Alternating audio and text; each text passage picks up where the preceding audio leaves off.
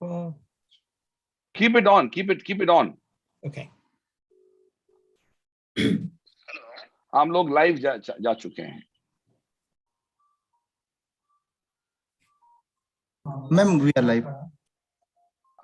She's joining in 1 minute. So you can. Shall we begin? Yeah, you can slowly introduce the event. Thank you. A very warm welcome to all. I'm Upasana Mahanta, Professor and Dean, Admissions and Outreach at OP Jindal Global University.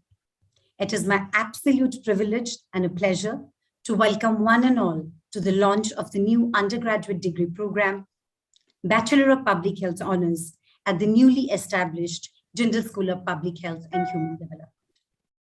We are immensely fortunate to have with us today on these very special occasions few very, very distinguished guests. We will soon be joined by the Honorable Minister of State, Minister of Health and Family Welfare, Government of India, Dr. Bharti Praveen Pawar. We have with us President, Public Health Foundation of India, Padma Bhushan Professor Dr. K. Srinath Reddy. We have Associate Dean International and Professor of Demography and Global Health, University of Southampton, Professor Dr. Sabu S. Padmanas.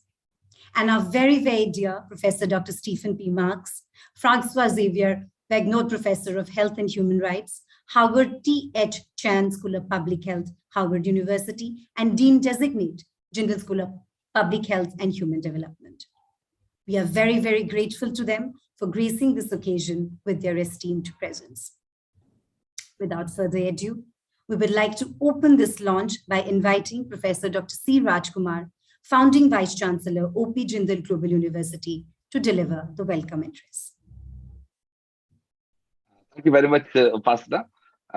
Let me begin by recognizing and appreciating the distinguished presence of our chief guest of this occasion, who is already with us, but will be joining on the screen in a minute or so.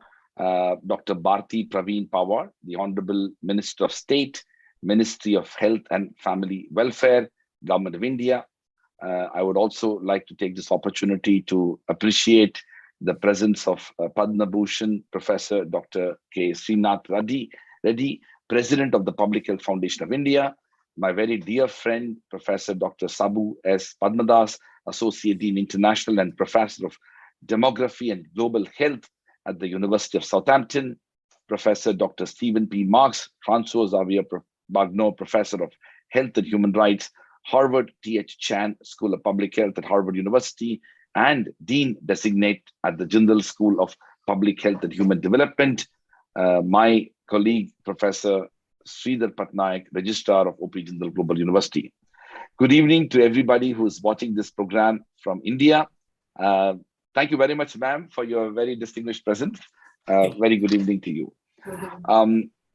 I have great pleasure in welcoming all of you to the launch of the new undergraduate degree program, the Bachelor of Public Health Honors at the newly established Jindal School of Public Health and Human Development of OP Jindal Global University. My special gratitude to our distinguished chief guest, Dr. Bharti Praveen Pawar, the Honorable Union Minister of State, Ministry of Health and Family Welfare, Government of India, and all other distinguished guests of honor who have chosen to be with us today. We are all gathered here to launch the Bachelor of Public Health program of OP Jindal Global University's 12th school, the Jindal School of Public Health and Human Development. In September 2009, OP Jindal Global University started its journey with a little over 100 students, 10 faculty members, and just one school. Today, 12 years later, we have 12 schools, over 8,000 students, over 950 full-time faculty members. As we grew in numbers, we also ensured that our students have witnessed a truly world-class learning and education experience. Our focus on this aspect resulted in over 325 international collaborations across 65 plus countries in the world, with over 100 full-time faculty members teaching and pursuing their research at OP Jindal Global University from 42 countries in the world. It has been a truly phenomenal journey that JGU has witnessed in a little over a decade. However, even when we were on our rapid growth path, we have always worked towards ensuring a world-class teaching, learning, research, and self-development environment for all our students, faculty, and staff. All of these efforts culminated in OP Jindal Global University being ranked as India's #1 private university as per the QS World University Rankings 2022 and being conferred by the status of an institution of eminence by the Ministry of Education, Government of India. As you know, Honorable Prime Minister of India announced this very important public policy initiative to develop Indian universities and help some of them become world-class universities. This was announced 4 years ago. In that process, 10 public and 10 private universities were identified. And we're very fortunate that OP Jindal Global University was declared as an institution of eminence by the Government of India. We are the only non-STEM and non-medicine university which has been recognized so. Also, with a strong focus on student outcomes, I'm delighted to share that just a few weeks ago, OP Jindal Global University was also recognized among the top 500 universities in the world for graduate employability by QS. It's also important to mention that with this meteoric rise comes great responsibility. While these recognitions have been humbling, they've also reinforced our commitment to bringing the best possible higher education opportunities to India and ensuring that every step we take in broadening our disciplines is directed towards the nation building process. Since its inception, JGU's mission has been to become a world-class interdisciplinary university offering programs in diverse disciplines. Interdisciplinarity has been the backbone while establishing new schools and institutions and designing of academic programs at JGU. Keeping this in mind, the Jindal School of Public Health and Human Development was envisioned with an aspiration to become a world-class public health institution that is a hub for innovation to meet the rapidly changing and dynamic needs of public health across India and in the region. The Jindal School of Public Health and Human Development also aims to establish itself as a role model of institutional excellence to inspire the evolution and growth of public health education, thereby improving the public health ecosystem in India. I'm particularly grateful to the Public Health Foundation of India and its dynamic leader, Professor Dr. Srinath Reddy, for inspiring us in so many ways in establishing the school and helping us to take it forward. Now, the current state of affairs across the globe demands a health ecosystem driven by strong governance, robust operations, impact-driven research, and seamless on-ground implementation that drives public health in a positive direction. To enable such a system, the Jindal School of Public Health and Human Development, with its research-driven approach and interdisciplinary studies, aims to create leaders who can bring thought leadership to creating a constantly evolving, adaptable, and sustainable public health ecosystem for India and the world. While we begin with the undergraduate program in public health, our goal is to launch postgraduate programs, including MPH program, and of course, doctoral programs in the years to come. Therefore, initiating a public health school is not only a foot forward for Indian higher education, but is also a natural progression for Jindal Global University, given its ability to leverage its current 12 school structure, including a diverse set of disciplines such as law, public policy, international affairs, environment and sustainability, psychology and counseling, business studies, and other such schools that are already there, which I believe will enhance the experience for public health aspirants. The launch of the school and program becomes particularly important because of the events that transpired over the last 1.5 years. The year 2020 presented us with one of the most unprecedented crises of our time, the COVID-19 pandemic. With millions of deaths worldwide already and the dynamic nature of the virus, the future of the pandemic, I believe, is still uncertain. As countries across the globe initiate the recovery cycle with the administration of vaccines, there have already been warnings of this only being a harbinger of yet another and a worse pandemic in the future. This also means that we need to do capacity building at all levels of governance, including our universities. While COVID-19 is a passing phase, it is only a reminder of the limitations of our public health governance and infrastructure at multiple levels, including policy, governance, administration, and human and knowledge resource deficit. Therefore, in this context, the role of public education has never been more important. Improving public health resilience at a domestic and global level is urgent and indeed imperative. To enable such an ecosystem, it is required to have quality and world-class academic institutions that provide the young people, including the researchers, the required tools to enable them as thought leaders who could bring about the desired change. The current pandemic has clearly re-emphasized the importance of good governance, and therefore, while India does have a plethora of medical schools, we are in dire need of more programs that specialize in the study of public health, especially undergraduate and postgraduate programs that have international collaborations to ensure a global perspective. It is important to not only address our public health shortcomings, but be better prepared for unforeseen public health crises in the future.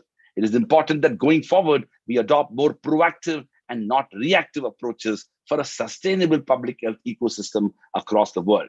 Considering this time in history, OP Jindal Global University envisions a change in the higher education ecosystem of India to promote and lead the path for more world-class and interdisciplinary public health education, especially for undergraduate and graduate students who may not have access to sufficient undergraduate programs in India that allow them to pursue this as a career path in the future. It is with this very vision that we are here today to launch the Bachelor of Public Health Honors program at the Jindal School of Public Health and Human Development.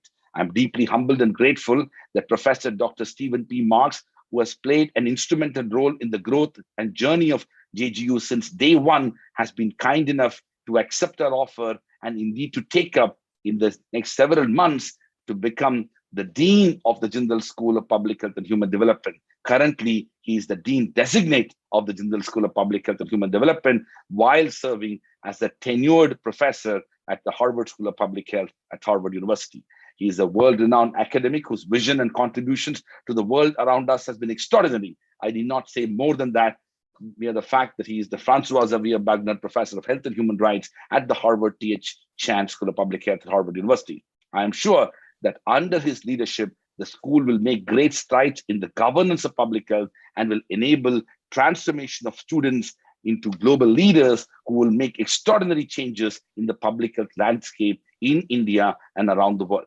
On that note, I would like to once again express my deepest gratitude to all of you for being here today for the launch of this very important program and sharing this moment with us. I would like to conclude in the words of Mahatma Gandhi, who said, and I quote, "It is health that is real wealth and not the pieces of gold and silver," unquote. He could not have said it in more candid words than what he did. And that only emphasizes the importance of all our collective consciousness towards advancing the cause of public health. As the world leaders having assembled in Glasgow, discussing about the issues surrounding climate change, we should all be conscious that how all these issues are interrelated, and no better opportunity than the creation of a new school of public health and human development is an opportunity for us to promote interdisciplinarity in these fields. I'm particularly grateful to the Honorable Minister and all our distinguished guests of honor who have chosen to be present here, bless us, and give their own perspectives as we launch the new school and indeed the new program. Thank you very much. Thank you. Thank you, Professor Raj, for your truly inspiring words and for sharing with us the vision and the drive behind setting up of the Jindal School of Public Health and Human Development and this undergraduate program. It gives me immense pleasure now to invite our next distinguished speaker, Professor Dr. Stephen P. Marks. Professor Marks is the Francois Xavier Bagnold Professor of Health and Human Rights at the Harvard T.H. Chan School of Public Health, where he directs the program of Human Rights in Development. With degrees in law and international relations from Stanford and several universities in France, as well as the Syrian Arab Republic, he has worked for the United States Senate, the International Institute of Human Rights, UNESCO, the Ford Foundation, and UN peacekeeping operations in Cambodia and Western Sahara.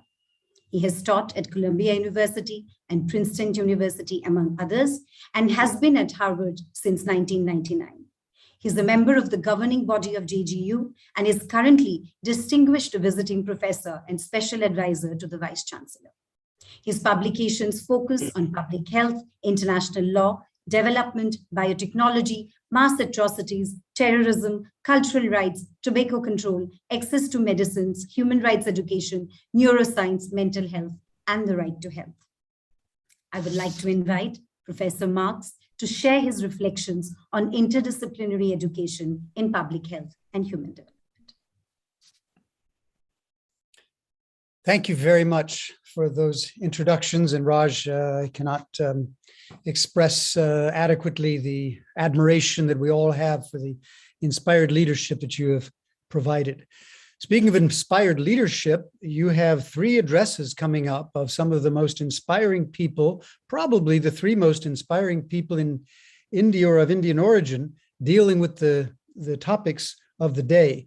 So my few reflections are aimed to highlight how unique the study of public health is in the vast array of fields of study in higher education, and what the value added is of adding the concept, as Raj said, of human development. So let me begin by mentioning that I have heard people say that public health, or a school of public health, is a university within a university. That statement is based on the premise, which I consider well-founded, that public health cannot be limited to the skills needed for professionals to assess a health problem of disease or injury and design and implement interventions to alleviate that problem.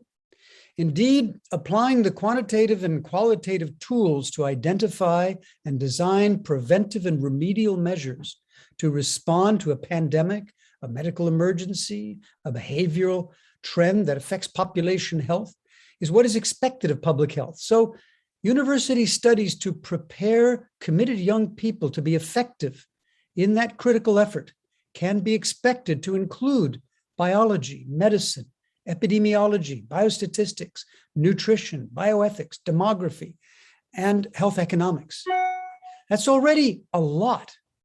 But I discovered when I joined the Harvard School of Public Health 22 years ago, coming from an academic and professional career, as was mentioned a moment ago, in international law and relations, that my colleagues in public health came with doctorates in those fields I've just mentioned, but also with full-fledged doctorates in professional training in history, political science, law, anthropology, human rights, humanitarian studies, philosophy, psychology, sociology, development studies, and numerous other academic fields. So my first point is that you can expect a Department of Economics to be staffed by mainly economists. And law schools are expected to be staffed by legally trained faculty.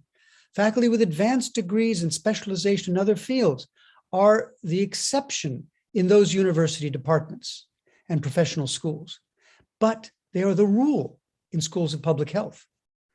Public health can be, but it is not always, the most interdisciplinary component of the university, and has the potential of being truly transdisciplinary, by which I mean that the perspectives of various disciplines are not merely juxtaposed, but are genuinely mutually reinforcing. One of the advantages of interdisciplinarity is the mix of empirical approaches using inductive reasoning on the one hand and normative approaches using deductive reasoning on the other. For example, the preferred methods for empirical research in epidemiology, psychology, sociology, and other fields used in public health is randomized controlled trials and other tools, usually through field research and data collection, transcription, coding, and interpretation, complying with very high standards of analysis and evidence and drawing conclusions based on that evidence. At the same time, it is legitimate for the problems addressed, and it enriches the understanding of those problems in public health to draw on the insights of law, philosophy, history, policy analysis, and other fields that are more deductive frameworks of analysis. In a study on interdisciplinarity in public health, interdisciplinary research in public health, the authors used tobacco control as an example of the value of interdisciplinarity in public health.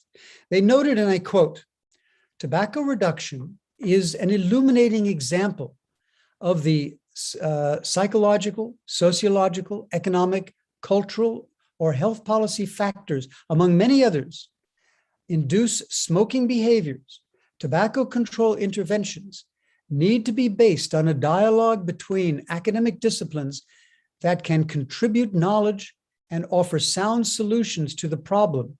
More generally," and I'm continuing the quotation from this journal article, "more generally, any topic related to population health, nutrition, environmental issues, addictions, and so on, necessitates considering individuals within their lived context. Current literature is crying out for complex systems approaches."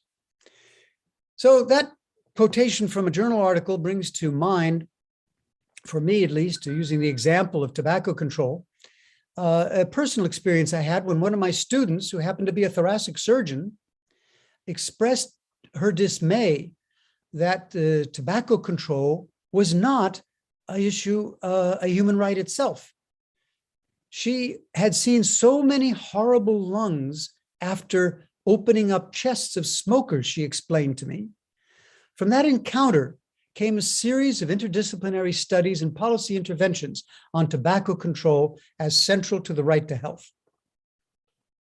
Addressing the complex dimensions of an issue like the tobacco epidemic, or the urgent challenges of health inequalities, the climate crisis, preventing and controlling pandemics, substance abuse, to name the most urgent ones, is inconceivable without genuine interdisciplinarity. Now I would like to turn to the realization of this transdisciplinary effort by introducing human development into public health. As Roz mentioned, this is one of the unique features of the new School of Public Health at Jindal Global University. The traditional, so let me say a few words about what we mean by human development and how it relates to public health. As you all know, the traditional economic approach to development focused on the growth of gross national product, GNP, and the transformation from traditional to mass consumer society with the Industrial Revolution and colonialism largely responsible for divergent economic growth between industrialized Europe, Australia, North America, and that of Asia, Africa, and Latin America. However, development economists in the 60s began criticizing the exploitative relationships between former colonies struggling in poverty and the industrialized former colonial powers, with continued extraction of raw materials from their former colonies. Development policy in the 1970s began to integrate human-centered elements, and such as human capital, basic needs approach, and human welfare, evolving into what became known as the human development approach. And I like to mention, as I started out by talking about development being conceived up until then as the accumulation of goods and services, that Raj was spot on by quoting Gandhi in saying that wealth is not gold, wealth is health. And the human development approach that emerged at that time essentially through the United Nations Development Program and the World Bank's Comprehensive Development Framework came to be seen thanks to the truly transdisciplinary perspective of a philosopher who is also a Nobel economist, our colleague and friend of JGU, Amartya Sen, not as the acquisition of money, goods, or again, as Gandhi said, gold, but as capabilities, the enhanced freedom to be and to do what one values, with poverty redefined as deprivation of those basic capabilities. Drawing on this capability approach, UNDP embraced human development as freedom for people to exercise their choices and to participate in decision-making affecting their lives, quoting from the Human Development Report, which is an outstanding tool for policymakers, academics, and civil society advocates alike. The development and application of interdisciplinary approaches to understanding human development have also been advanced by organizations like the Human Development and Capabilities Association, HDCA, an association of academics and practitioners inspired by Amartya Sen, Martha Nussbaum, and others. Obviously, An interdisciplinary or transdisciplinary approach to public health has particular advantages in addressing the 2030 Agenda for Sustainable Development. Over a decade, after a decade of tense political debate between technocratic officials promoting the Millennial Development Goals and advocates for a multidimensional human development approach embracing human rights, a post-2015 development agenda emerged in the United Nations General Assembly's resolution called Transforming Our World, the 2030 Agenda for Sustainable Development, enumerating 17 Sustainable Development Goals and 169 targets, including far more holistic set of targets in health. Sustainable Development Goal 3 is to, quote, ensure healthy lives and promoting well-being for all at all ages. The associated targets focus on 9 priority challenges to public health. Of course, these SDGs are a globally agreed upon tool for assessing development progress in these 9 defined areas, while human development is a philosophical or methodological lens for considering almost any development issue, not just the 9 in SDG 3, and assessing whether and to what extent the path chosen to reach a development destination expressed as an SDG will reach that destination clarified in terms of human freedom. So human development is essential to fully realizing the health-related SDGs. The proposed or emerging or newly created Jindal School of Public Health, through the bachelor's degree being launched today, seeks to be a role model in integrating the concept of human development as a means of channeling public health education and research toward advancing the realization of human well-being and the promotion of health as a human right. The current situation across the globe raises not only the challenges for which public health was established, namely to combat disease and respond to the social determinants of health, but also a new awareness of disparities, inequalities, and the essential threats of climate change. This awareness is fundamental to building strong health governance, robust interventions, impact-driven research, and evidence-based policy in public health. This vision will guide the Jindal School of Public Health as it trains future leaders through a truly interdisciplinary approach to address the constantly evolving public health ecosystem in India and the world. This includes, as part of JSPH's mission, and I'm quoting here its mission, create an interdisciplinary learning environment based on the concept of human development, conducive to a community of well-rounded individuals with a broad perspective on public health. That mission is a very exciting one, and I'm delighted and honored to be part of it, and particularly honored to be part of this launch today. Thank you very much. Thank you, Professor Marks, for those truly insightful reflections on the significance of a public health education, how human development relates to public health, and how public health education is to be understood not only as interdisciplinary, but its potential to be truly transdisciplinary. And I think the moment is right, therefore, to look at the brochure of this new undergraduate degree of Bachelor Public Health that we are launching today. So we want to do a virtual unveiling of the brochure. And may I request the IT department to virtually unveil the brochure of the program.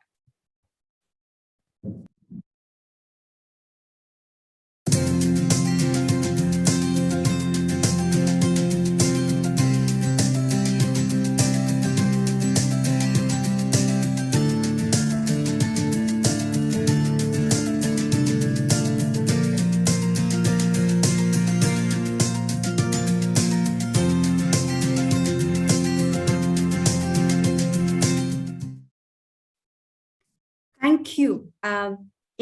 It is my privilege to invite our next distinguished speaker for this evening, Padma Bhushan Professor Dr. K. Srinath Reddy. Dr. Reddy is the President, Public Health Foundation of India, and formerly headed the Department of Cardiology at All India Institute of Medical Sciences. Under his leadership, PHFI has established 5 Indian institutes of public health in different regions of India to advance multidisciplinary public health education, research, health technologies, and implementation support for strengthening health systems. He was appointed as the first Bernard Lawn Visiting Professor of Cardiovascular Health at Harvard School of Public Health, 2009 to 13, and presently serves as an adjunct professor of epidemiology at Harvard. He holds advisory positions in several national and international bodies and recently published a book, Make Health in India, Reaching $1 Billion Plus.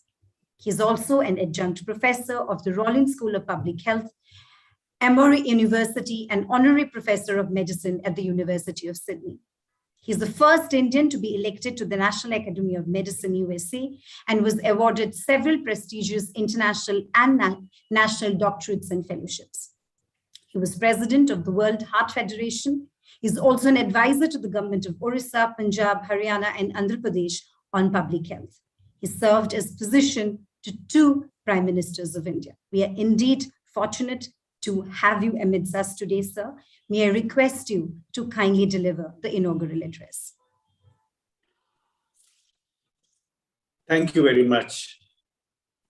It's indeed a privilege to be part of this event where a world-renowned university of eminence is now launching a bachelor's program in public health. I say this because I felt for several years that this was a need that had to be addressed, but was left unattended in the Indian context. Indeed, one of the lessons from COVID-19, as has been emphasized already by the speakers preceding me, is that if public health is neglected, then we are likely to see huge repercussions on human life in many dimensions, and even world economy, which generally has been relatively inattentive to public health, or indeed health needs of the populations, and focused mostly on economic growth, is likely to see a situation where the economy will continue to keep slipping on the banana skins of public health failure. And that will be at the global level as well as at the national level. And COVID-19 has amply demonstrated that. So now there is renewed attention on building up stronger health systems. And certainly we should aim for more efficient and equitable health systems. But again, there is the danger that we might actually have a relatively narrow vision of health as preparing for illness and trying to deal with it with ventilators in intensive care, with greater health system capacity building for tertiary care, but also to some extent of infectious disease surveillance and looking at how we can actually track and trace microbial diseases. But that, again, while necessary, is not likely to be a sufficient response because public health is truly multidisciplinary in very many ways. Public health has been neglected, particularly in India, and public health capacity has been very low, as we have discovered.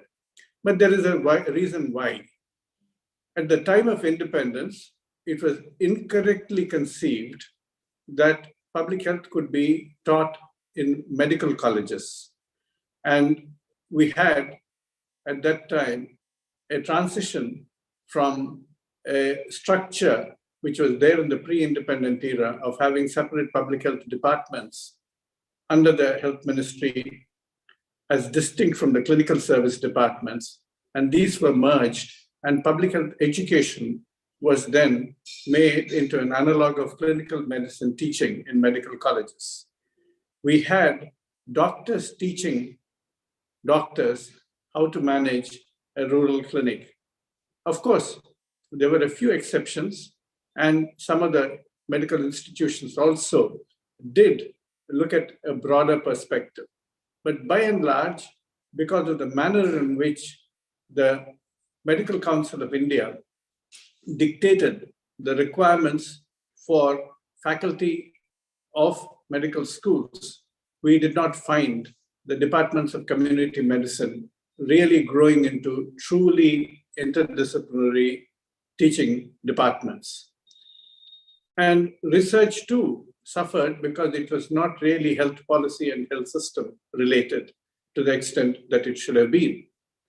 There have been a few exceptions and a few attempts to set up more broad-based departments of public health, like the Achitamenan Center in the Sri Chitra Institute in Kerala, as well as the Interdisciplinary School of Health Sciences in the University of Pune. But they were relatively small experiments which did not take off in terms of scale. We had few people being trained there, and the faculty numbers were also small. And even there, the true broad spectrum of interdisciplinarity was not reflected. So what we need for public health in India, of course, is truly a interdisciplinary frame, and I will come to that later. But if you really want to rescue the Indian health systems and health policy from the morass that it has found itself in through the neglect of broad-based public health education and research, then we will have to really think in terms of several dimensions. We do need excellence in teaching and training. We need relevance, particularly focusing on a lot of problems that are relevant to India in a period of health transition, where we are seeing transition from infectious diseases as the dominant problem to non-communicable diseases and other related issues as the dominant problem, but multiple disease conditions and health challenges coexisting together. We also require, and of course, when we are really talking about the multiple health challenges, we must also relate them to a number of other determinants, including climate change. Therefore, environmental health becomes very important as well. But the third element is scale.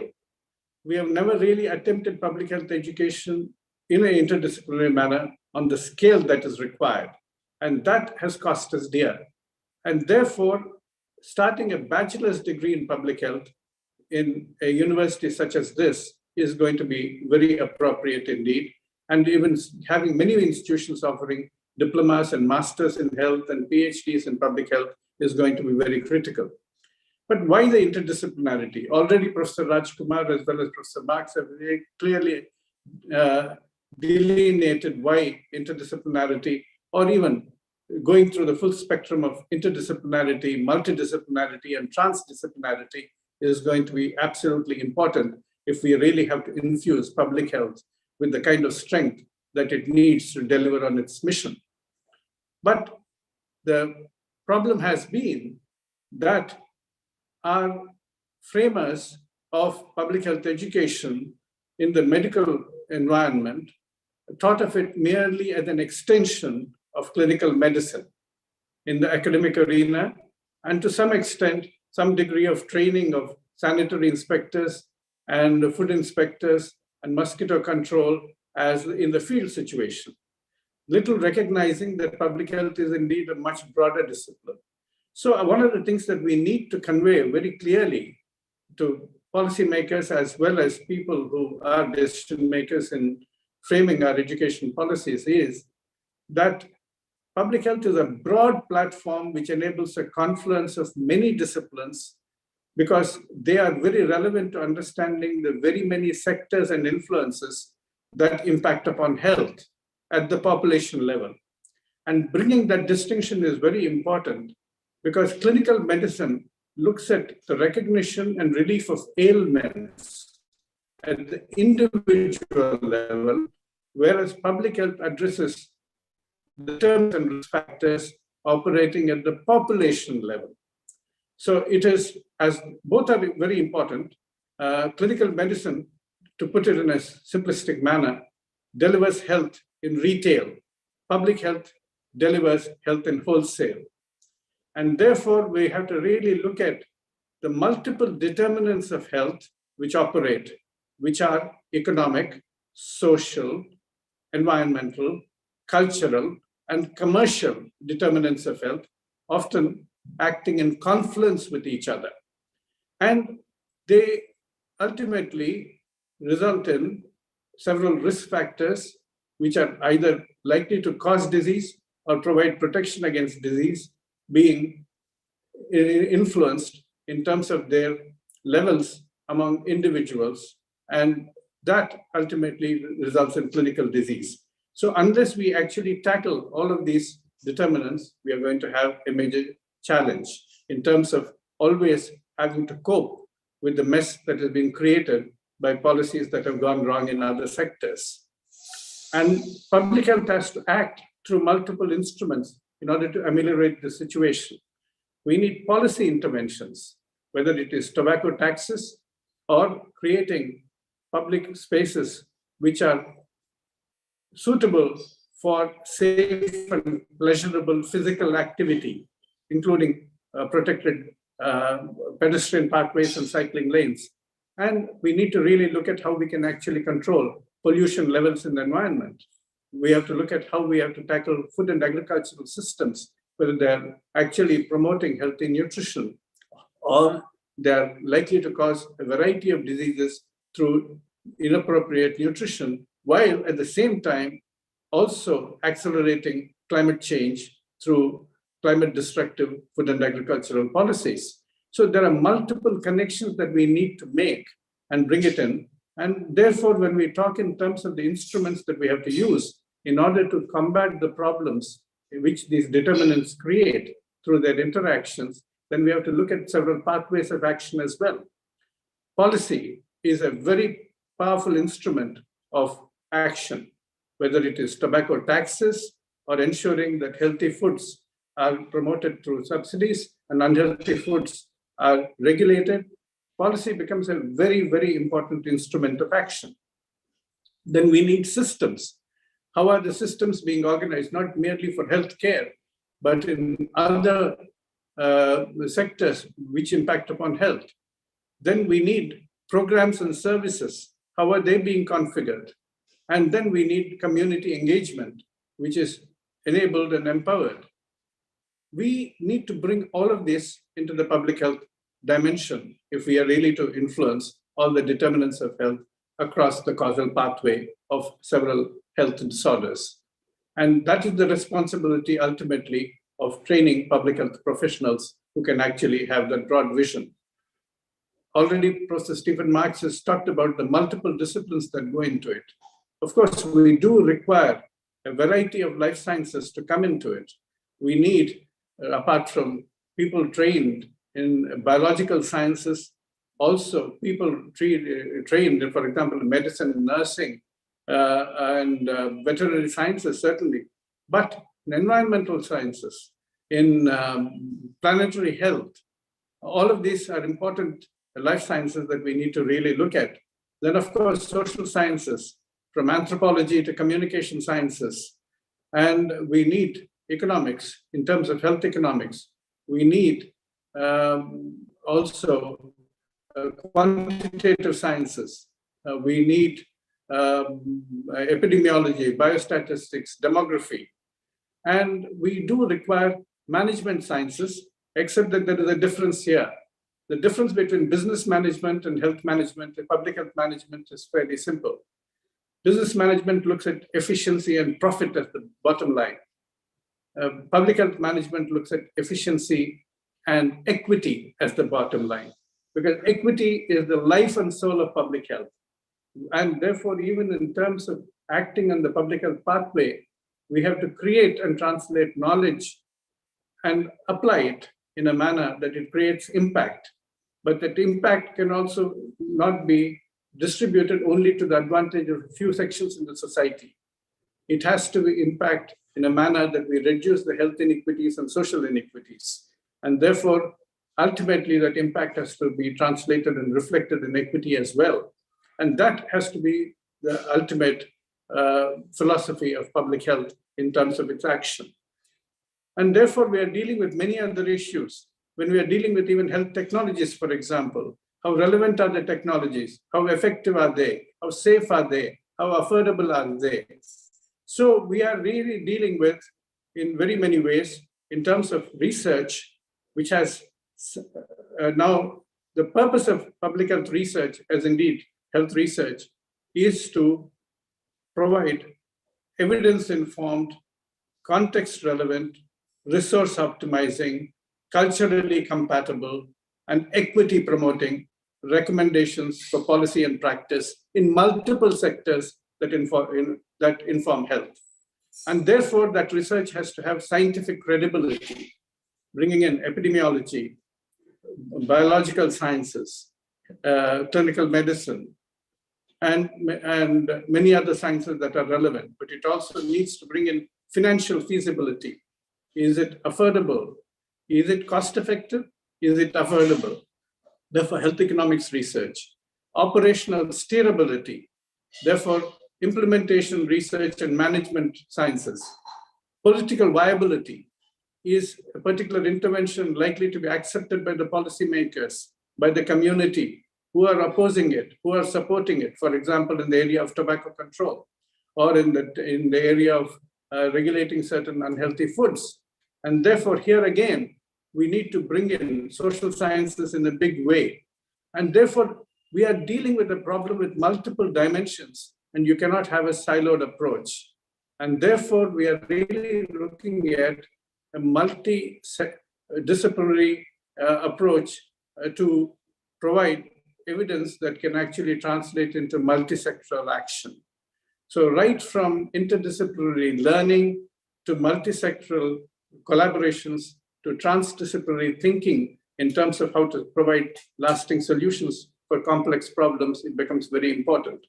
And therefore, the competencies that we actually impart in a bachelor's degree are very important in terms of having that open-mindedness as to how best to integrate many streams of knowledge into building a solution-finding pathway, of a problem-solving pathway, of a barrier-busting pathway, which actually enables the society to advance further, not only in terms of mere health system performance, but on the broader dimensions and determinants of public health. And therefore, I would say that it's very important to deal with complexity science.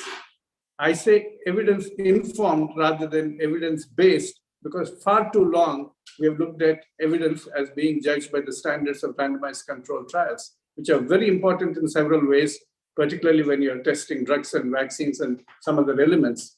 But the nature of complexity that many complex adaptive systems have, and virtually each of the determinants that we're talking about, whether it's climate or food system or a number of other areas, they're all complex adaptive, and the health system itself is a complex adaptive system. And when multiple complex adaptive systems interact with each other, as we have seen during the COVID-19 pandemic, you have to bring in complexity science. And complexity science advances on the wheels of multidisciplinarity or interdisciplinarity, not through siloed linear approaches. And therefore, we need to do that. But at the same time, our bachelor's students will have to be trained to become problem solvers, whether it is in the health system that they engage, or whether it is in other systems and other sectors that they engage, and whether they proceed to a master's degree straight away, or they get in for a field experience initially before they go in for a master's. They have to have that broader vision. And we must recognize ultimately that public health knowledge extends from molecules to markets. That is the spectrum of research and knowledge. And the public arena of public health action extends from risk factors to human rights. And it is that broad understanding that has to be provided, because as complex adaptive systems evolve, change, interact with even greater complexity, throwing up challenges along the way, it is that ability to be flexible in approaches while retaining a broad understanding of how these factors interact to create public health challenges and find the right solutions. That's going to be important. So having quantitative and qualitative methods of research taught is going to be very important, but we'll have to try and see how different disciplines can sit together and see how complex problems can be addressed and solved. So I really believe that to have a bachelor's degree which has been something that I've always wanted in public health, emerge from the cradle of an institution of eminence bodes well for the future of public health in this country. And I congratulate the Jindal University for having the vision to start it. And I believe many other institutions will follow. And India's very delayed entry into looking at public health education in an interdisciplinary manner and trying to build up public health competencies across the country will now acquire momentum through the catalytic start given by the Jindal University. I wish the program the very best, and I congratulate the Vice Chancellor and the faculty for this excellent initiative. And the Public Health Foundation of India and all my colleagues there will be very happy to support any initiative you take, because we look at any champion of public health as a friend and an ally. Thank you very much. Thank you. Thank you, Professor Reddy, for your insightful comments, for your good wishes, and for highlighting the nuances and complexities that must be accounted for in training public health professionals. And thank you very much for that.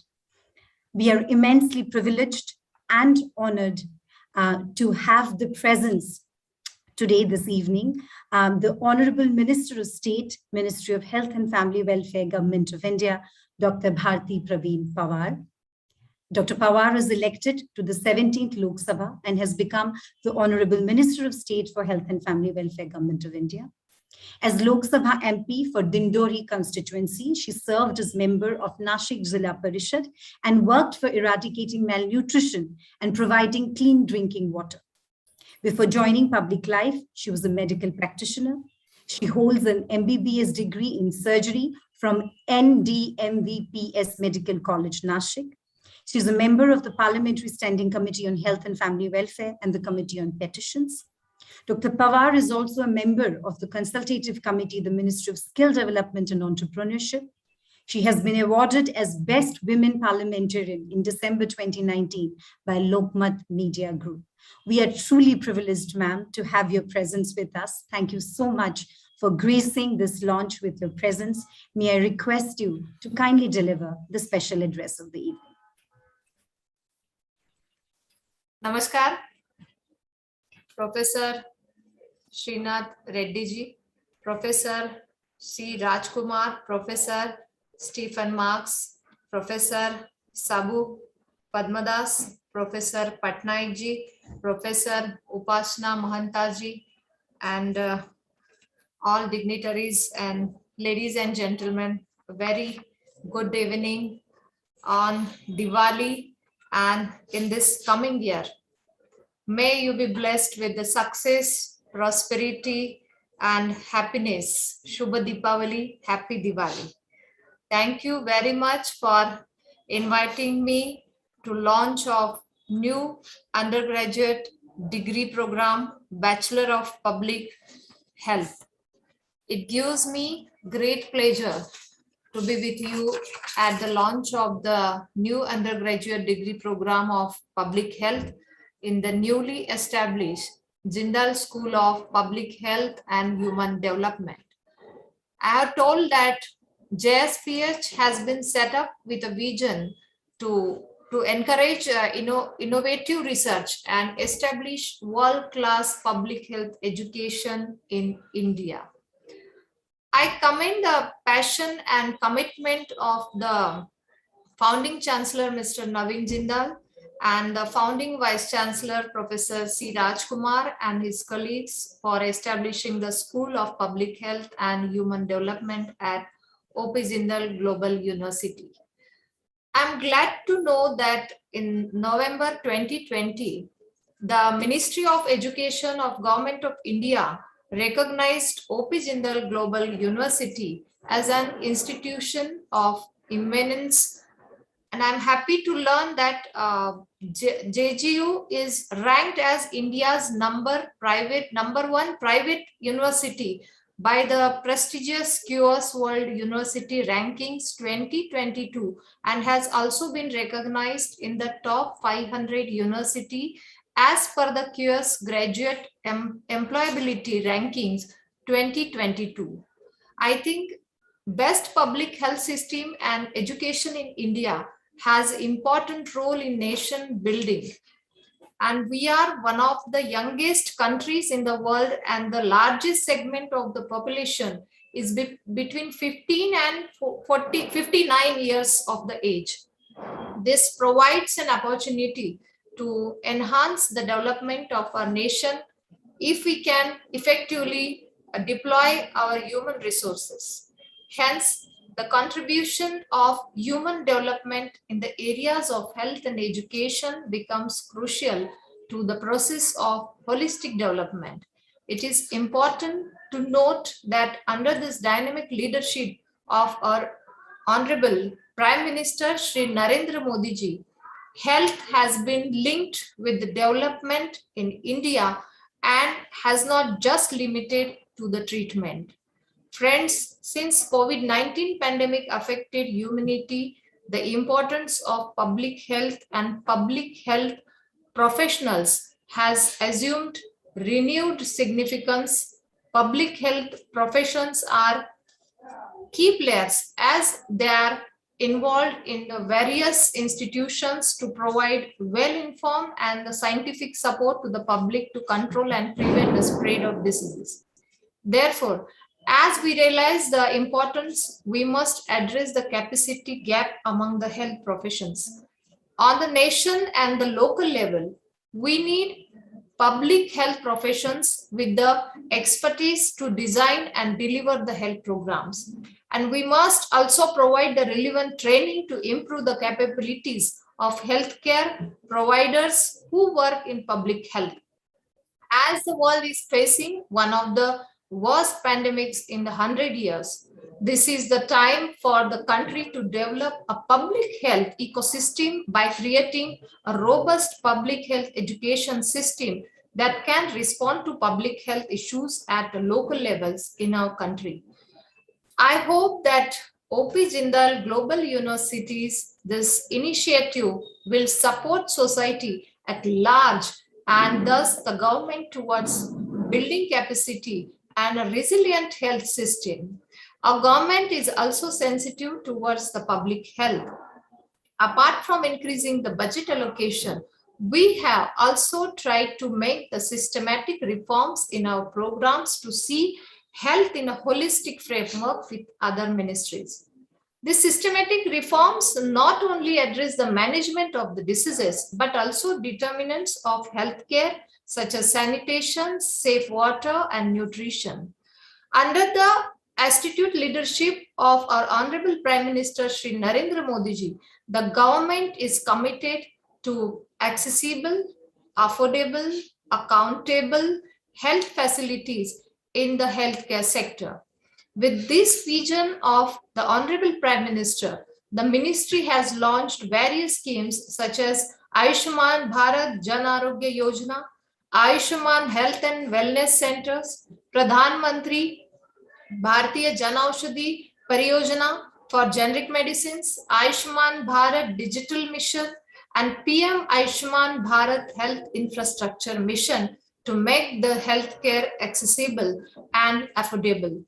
I'm glad to share that to strengthen the healthcare infrastructure of the country, Honorable Prime Minister Narendra Modi ji launched the PM Ayushman Bharat Health Infrastructure Mission on 25th October 2021. The National Medical Commission and the Paramedical Council has also been key achievements in the field of the medical education. Friends, it is important to note that the National Education Policy 2020 places a strong emphasis of health education and the importance of staying healthy. I'm extremely happy that the university is implementing the policy recommendations of the National Education Policy 2020. Apart from the graduate programs, I would like to appeal to the university to undertake the capacity building programs for public health professionals. And I hope such programs in health education will assist in community empowerment in this area. I am confident, similar to other programs, the university will forge collaboration with national and international institutions to partner in sharing knowledge and contributing to the future of public health and human development in India. I would like to congratulate and thank all the stakeholders involved in the development of the Jindal School of Public Health and Human Development.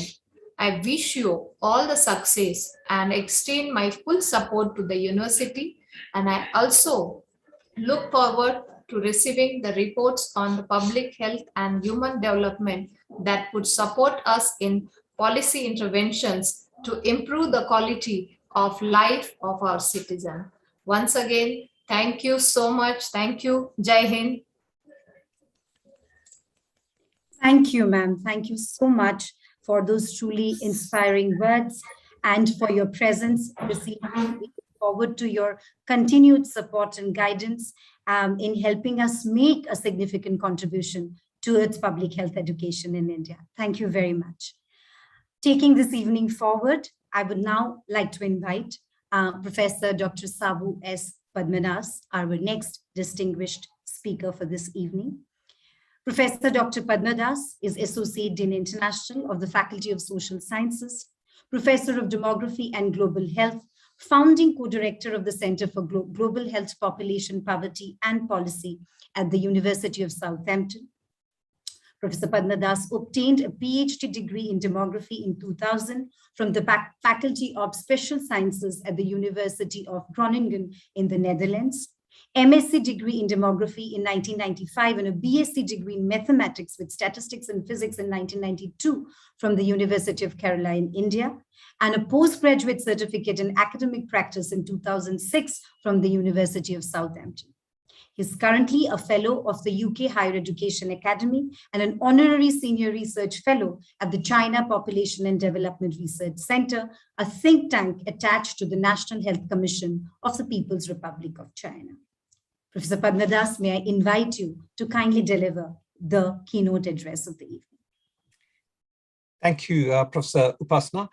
Honorable Minister of State, Dr. Bharti Praveen Pawar, founding Vice Chancellor of Jindal Global University, Professor Rajkumar, distinguished colleagues and stalwarts in public health. So I'm really delighted to be in that company of this stalwarts Padma Bhushan Professor Srinath Reddy, and also Professor Stephen Marks, whom I know and I admire a lot because of his vision in actually bringing public health from a very interdisciplinary perspective. I think so. And good evening, colleagues, and also students joining. May I just first send our greetings from the University of Southampton. But it's also truly a great honor to join you all on this landmark moment, celebrating the launch of the Bachelors of Public Health. This is really, as Professor Reddy highlighted, this is most timely in an era of uncertainty, in an era of global challenges. And I also congratulate the Jindal University, Jindal School of Public Health and Human Development, to actually bring this program forward with all ingredients. So I looked at the program structure. It really has all the ingredients for a truly interdisciplinary and successful program. So a hearty congratulations to the university, to Jindal Global University, for their outstanding leadership, vision, not just vision, but also vision combined with actions. And especially Professor Rajkumar, as you all know, who dedicates 24/7 of his academic life for India's higher education. I think that's something that connects us, and that's something that inspires us quite a lot. And we cherish also a wonderful collaboration, trust, and friendship with Professor Rajkumar and colleagues from across Jindal Global University. And this is also a collaboration that we hope that to continue, and also partner with Professor Stephen Marks in terms of really exploring new avenues of interdisciplinary collaboration in public health. And today's launch actually marks a critical milestone for our great nation in India in nurturing cohorts of public health experts, who are most needed, not just for the moment, but also for our common future. And what we need is we need high quality and committed public health practitioners, public health researchers, public health advocates, public health policy managers, public health decision makers, and ministers, to make that change. And India as we have heard from the Honorable Minister, that India has a bright future in guiding and supporting the world, for which what we need is to have a sustainable, healthy, and economically productive population. So we need to grow a healthy population so that we can overcome the challenges of a heavy disease burden, and more importantly, catastrophic health expenditure. I think, again, Professor Mark and Professor Reddy alluded to the economics behind all this public health. And this is something that we have not really quantified enough in terms of the actual expenditure from the government, the expenditure from individuals, the out of pocket, and so on. So it can be quite a catastrophic in terms of, in real terms or in absolute value. We also have a moral responsibility to ensure that our population is healthy. All pregnancies end up in healthy outcomes. No mothers die during childbirth. No newborns or children grow malnourished or die even before reaching their 5th birthday. And our younger generation has full access to quality education and livelihood so that they can lead a healthy life with reduced risks of communicable and non-communicable diseases at later ages. And that's where the life course comes to an important thing. So whatever investment that we make, we have to invest at the right time, at the right stage of the human life. And also we have seen that managing the health of a billion-plus population is not an easy task. It needs equal participation of the government. We need a strong healthcare system or health infrastructure. We need civic societies.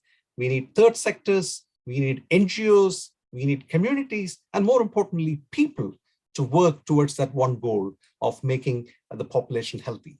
And I firmly believe that, I think for a very long time, I've been really observing healthcare systems in its evolution across the world. What we need is a strong primary care system supported by local public health communities. I think if we have that, we can actually overcome many of these challenges that we see in today's society. Well, it's very well said that, well, prevention is better than cure. So public health actually has a prominent role to play. So without any doubt, I believe that quality, research-led, research-intensive, and evidence-informed, as Professor Reddy alluded to, what we need is actually an interdisciplinary public health training and to address the health needs of the population. And the beauty of the public health, we have heard it today, from across the disciplines. It's amazing. And it also kind of relates to my own field, which is demography.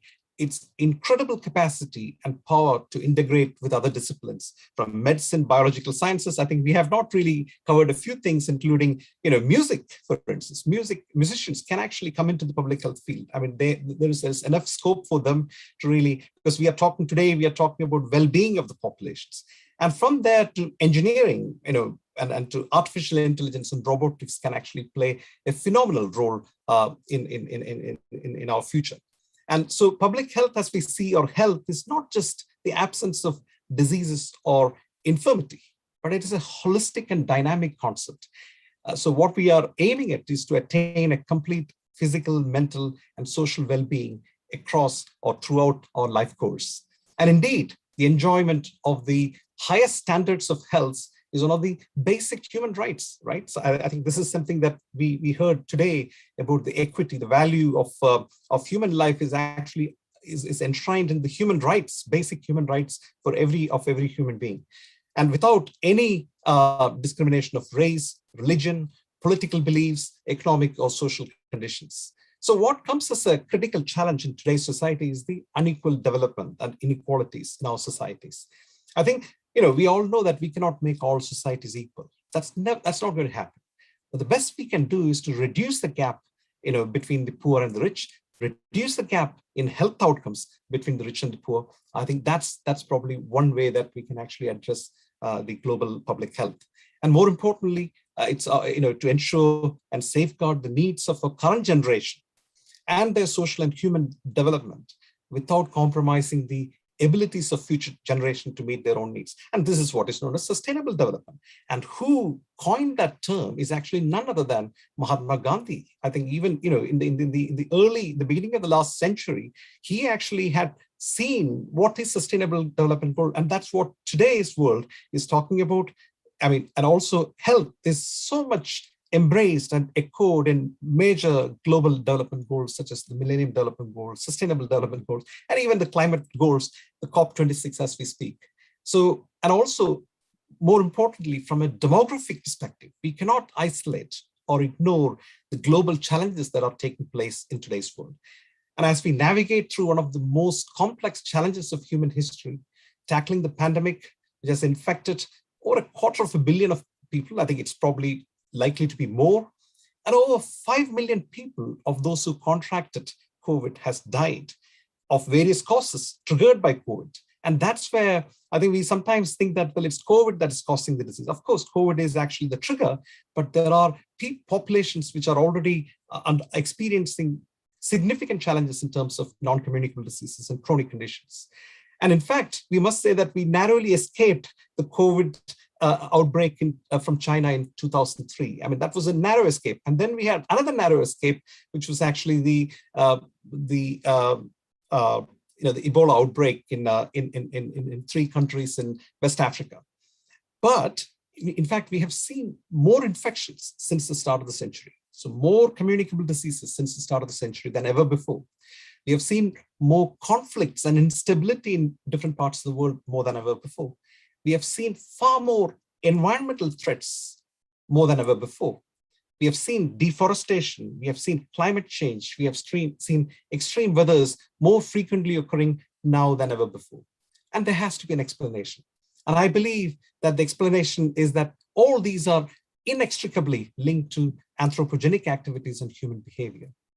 So friends, as we are going through a critical phase of global uncertainty and complexity, which are driven by changes in population size, composition and distribution, and other range of social, political, and economic conditions, I think it's time now to reflect and probably correct the things that we could have done probably decades ago or even a century ago.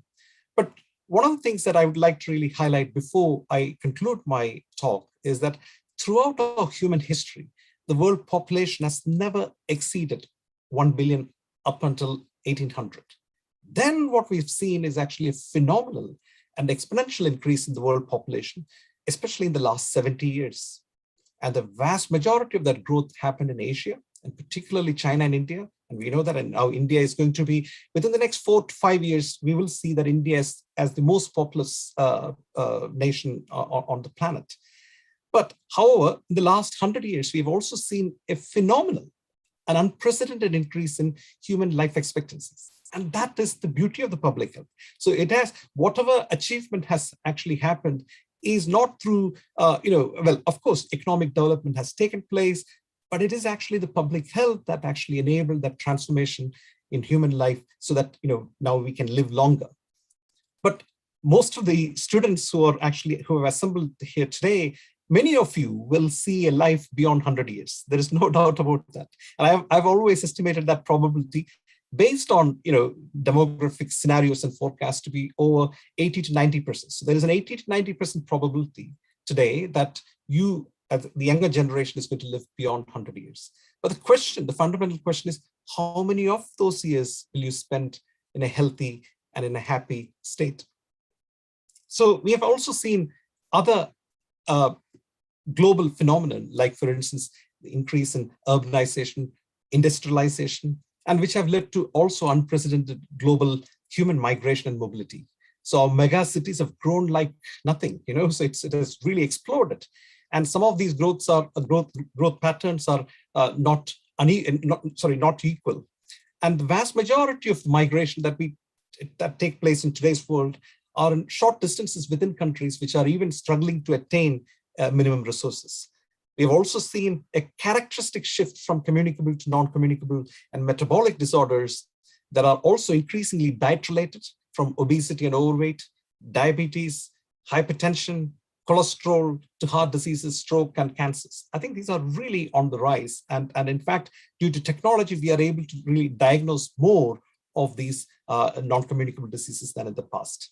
For India, we have a significant challenge in managing a triple, or I would say a quadruple burden of diseases and health challenges that also includes obesity and malnutrition on one side, pollution-related diseases on the other side. Then also we have a massive increase in suicides and road traffic injuries. Because, as countries prosper, I think we also have a significant challenge in addressing all these kind of challenges.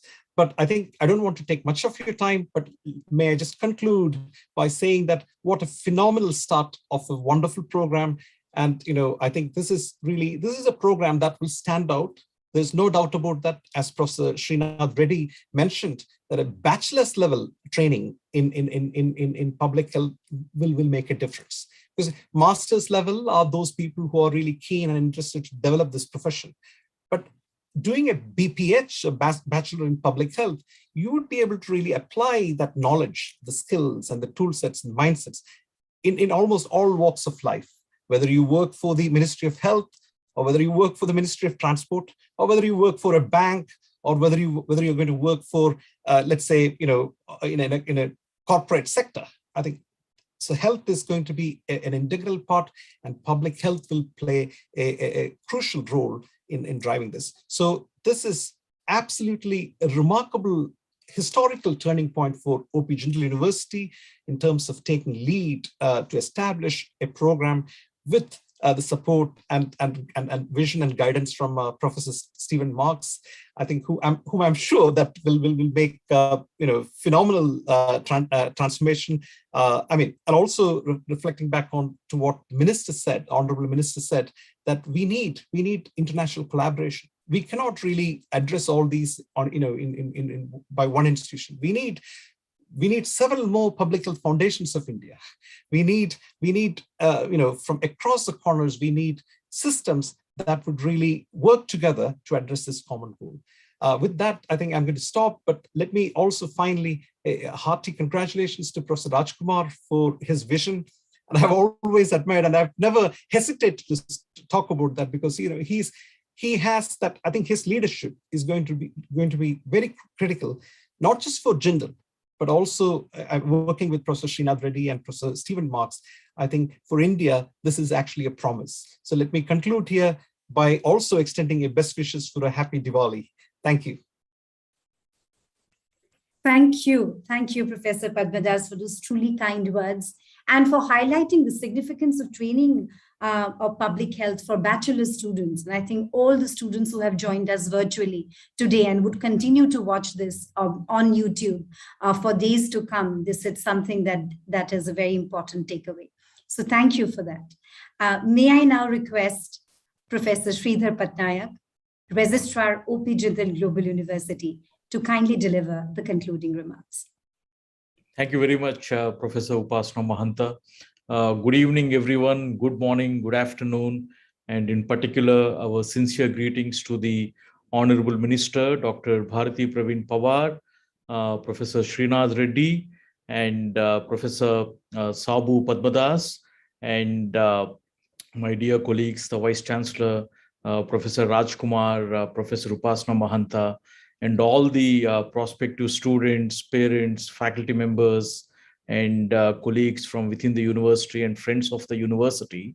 It's indeed a joyous occasion and a momentous occasion. While we celebrate Diwali, at the same time, we are also witnessing the launch of a historic school, the School of Public Health and Human Development. And we are so glad that we are graced by the presence of the Honorable Minister of State for Health Affairs, Dr. Bharati Praveen Pawar, and all the other important stakeholders who just addressed us. So it's indeed momentous, and I must say it is advantage the Jindal School of Public Health, and I compliment the efforts of the Vice Chancellor, the Dean of Admissions and Outreach, and all the colleagues involved in the process in setting up the school and the program. And also we are grateful to the Chancellor, Mr. Naveen Jindal, for his support and encouragement to implementing the mission of the university. So this is going to be the 12th school, and we are celebrating the 12th year of the setting up of the university.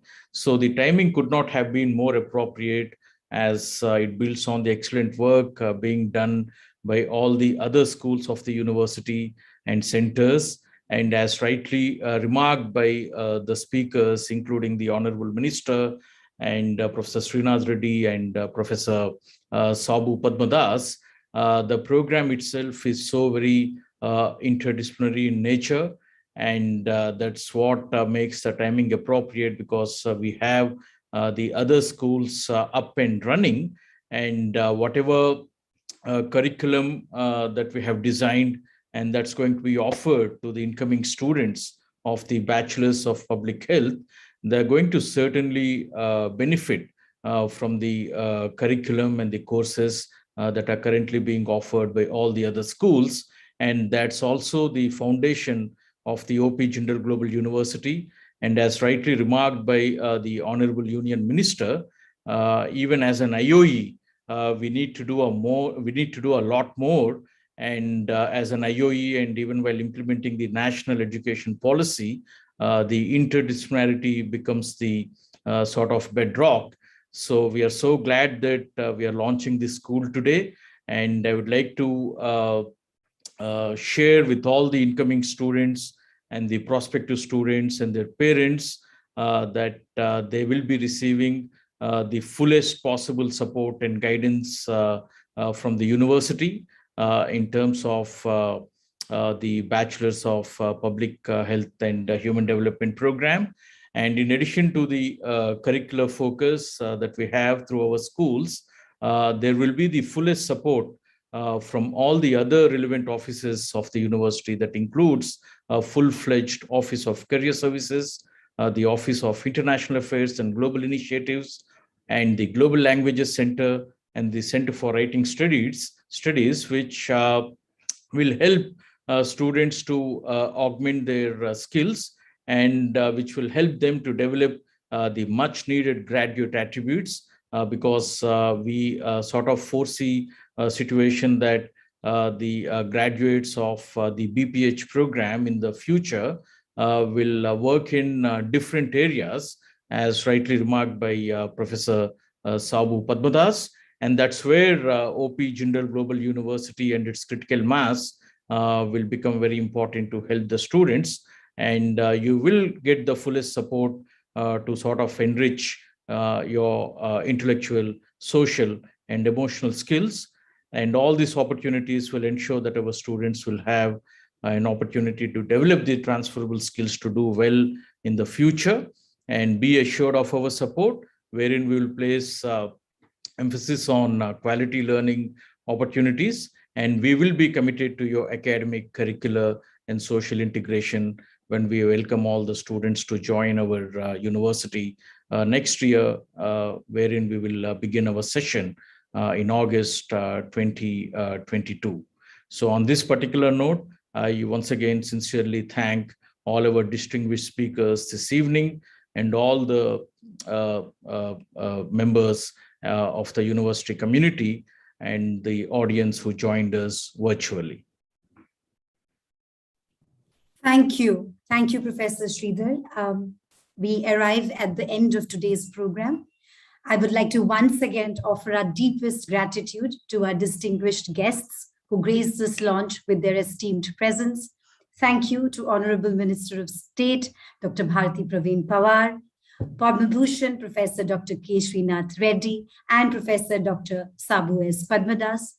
A special warm gratitude to Professor Dr. Stephen P. Marks for his guidance and stewardship, under which the Jindal School of Public Health and Human Development, and particularly the Bachelor of Public Health program, have taken shape. Thank you, Professor. We are thankful to our Vice Chancellor, Professor Dr. C. Rajkumar, for his visionary and inspiring leadership that propels us to seek academic excellence in all our programs and in actually all that we seek to do. Thank you to Professor Sridhar Patnaik, Registrar OP Jindal Global University. Thank you for your unwavering support, your encouragement, and guidance. A big thank you to our teams at the Vice Chancellor's Office, Admissions and Outreach Office, our IT and communications teams. They have been working tirelessly behind the scenes to enable a smooth launch of the program. Thank you for that.